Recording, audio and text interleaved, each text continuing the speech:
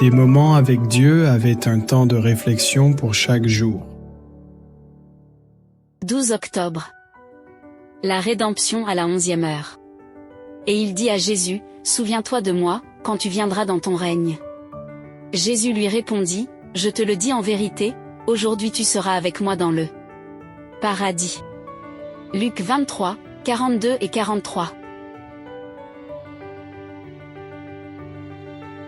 Qu'est-ce qui a fait la différence entre les deux voleurs qui sont morts aux côtés de Jésus? Dans quelle mesure, après avoir péché, un être humain peut-il encore retourner auprès de son Père Céleste? Réfléchissons à cette histoire. 2 criminels avaient été pendus de part et d'autre de Jésus, et non pas que l'un était bon. L'autre mauvais, bien sûr que non, au contraire. Ils étaient tous de mauvais, ils sont morts pour s'être rendus coupables envers l'Empire et ceci est qu'ils étaient vils, méchants, impitoyables, qu'ils volaient les voyageurs sur les routes comme tous les malfaiteurs. Ils ont porté leur croix au calvaire, la Bible ne présente pas leur identité. Bien, que dans un texte apocryphe du IIe siècle, il est dit que l'un était dit mais l'autre gestait. En fin de compte, ce ne sont pas leurs noms qui importent, mais la manière dont ils sont morts.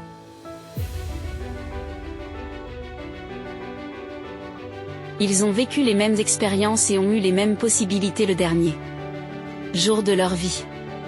Ils ont assisté au procès de Jésus par Pilate et ont vu Jésus rester calme face aux insultes, aux coups de fouet, aux cris et aux coups de fouet.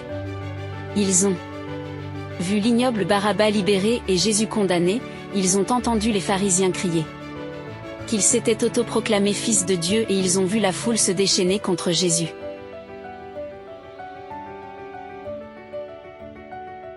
Ils ont entendu Pilate dire que Jésus était un homme juste, qu'il n'y avait pas de faute. Lui, enthousiasmés par ce moment qu'ils se joignirent de foule aux colères.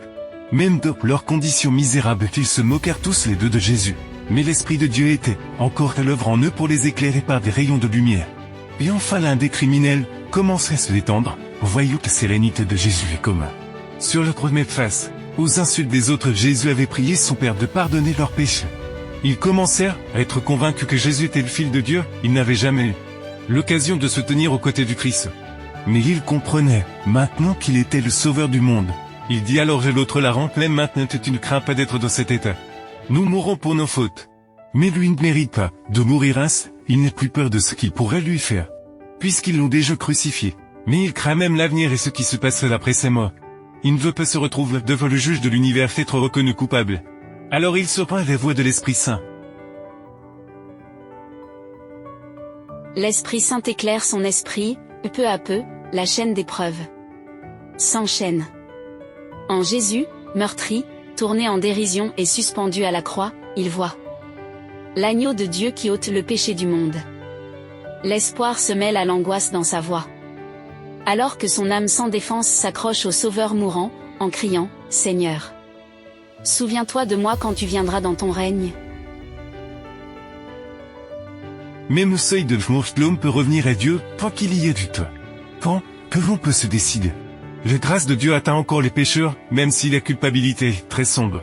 Dieu pardonne à tous ceux qui le cherchent, leur offre ce qu'ils t'ont fait aux voleurs repentis, tu serais avec moi au paradis. Amen. Merci pour écouter cet audio. Nous vous invitons à partager avec votre. Contactez et visitez le site web. biblewell.com